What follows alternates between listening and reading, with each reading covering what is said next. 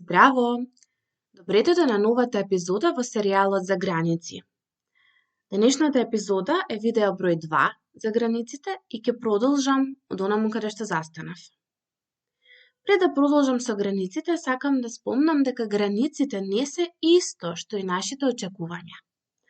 Нашите очекувања често се спакувани во едно одредено сценарио или некој прирачник, како ние сакаме другите да се однесуваат со нас. Тие се на некој начин како една книга со инструкции, како другите да се однесуваат за ние да бидеме среќни. И ова е една од најчестите причини зошто толку односи се уништуваат, зошто толку релации не можат да продолжат да функционираат. Ние не можеме да го контролираме секогаш нашето однесување, а најмалку да го направиме тоа за другите. Ќе повторам, ние немаме можност да го контролираме нашето однесување секогаш, а уште помалку да го контролираме туѓото однесување. И ова го спомнувам сега како не би дошло забуна што се, а што не се граници. Во следните епизоди ќе објаснам што значи да се постават граници, а тука ќе објаснам што е нашето очекување. Значи, ова не е исто како поставувањето граници, туку ова е наше барање и доколку истото не е прифатено од другата страна, ние ја преземаме одговорноста за тоа како ќе се чувствуваме. Ние немаме право да ги обвиниме другите ако некој исполниле нашето сценарио. Може да побараме, но без да очекуваме дека мора да направат нешто. Односно, може да се одлучиме што понатаму со тој однос, но не да се лутиме да бидеме страшно повредени и гневни. Секако, тоа не значи да ги негираме чувствата доколку во моментот сме се налутиле. Имаме потполно право да бидеме и лути, и гневни, и да тагуваме одреден период, но да бидеме свесни дека тоа не е нешто кое што е лично, не е нешто кое што е кон нас, туку едноставно другите личности како и ние немаме одговорност да ги исполнуваме сите очекувања на другите луѓе. И сега, нема потреба да сме толку насилни кон себе си да се повредуваме поради начинот на кој што другите се однесуваат. Кога ова се случува во многу близок однос, мора да се почитува и другата страна. Така како, например, вашиот партнер сака навечер да гледа телевизија и да биде сам, затоа што тоа го опушта од напорниот ден, а вие сакате тогаш да поминете квалитетно време заедно или да ве изненадува, со слатки, со цвеќе и така натаму почесто, со него доаѓа до еден конфликт, лутење и разочарување.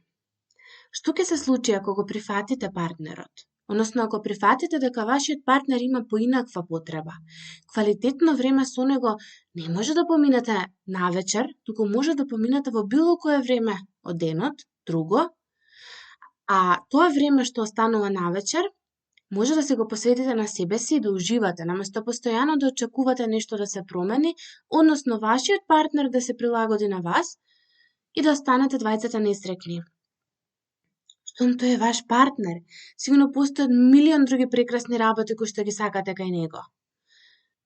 Понекогаш и покрај овие очекувања, се уште постојат проблеми, односно неможност да се тргне очекувањето и да се постават некои здрави норми, односно граници во врската, но тоа веќе станува збор за еден друг проблем.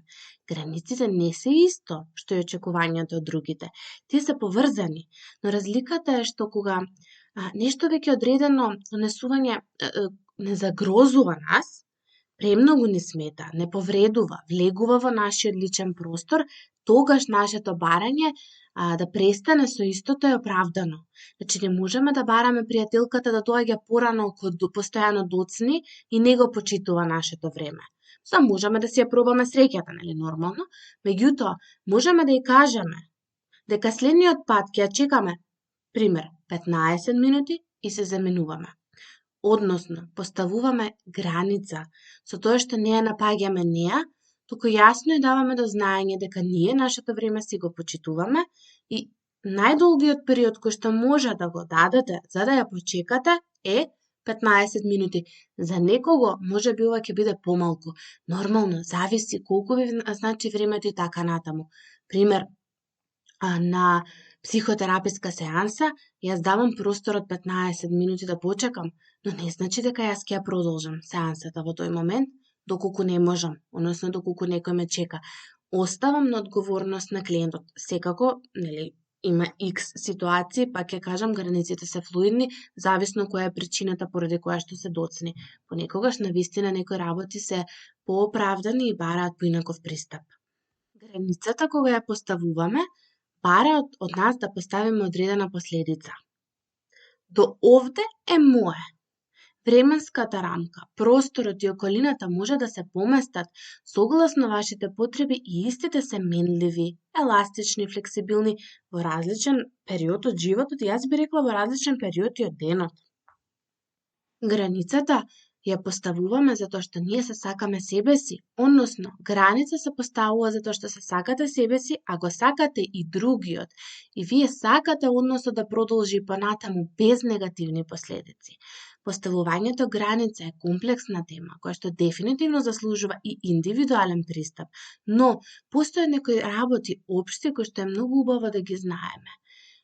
Многу често се плашиме да кажеме не од страв да не бидеме социјално отфрлени или тенденција да сме фини и да сме добри со другите луѓе. Дури постојат и луѓе кои што знаат да кажат и јас те сакам тебе, само за да одбегнат чувство на непријатност или да го повредат другите, а забораваат дека на тој начин сушност се повредиле себе си. Границите не се казнување на другиот и не може да постои совршен однос без поставување на одредени граници, особено со себе, во блиските и во семејните односи. Прво прашајте се што предизвикува да сакате да поставите граница и каде таа треба да се постави. Второ, свесно прифатете ги последиците од нејзиното поставување, да, може да дојде до целосно нарешување на некој однос. Трето, не заборавајте дека границите не се лоши и злобни, тие ве штитат како вас, така и другите. И за крај не заборавајте дека и вие треба да ги почитувате тугите граници и да останете свесни дека истите се тука за да ве штитат и да го негуваат односот, а не да го уништат.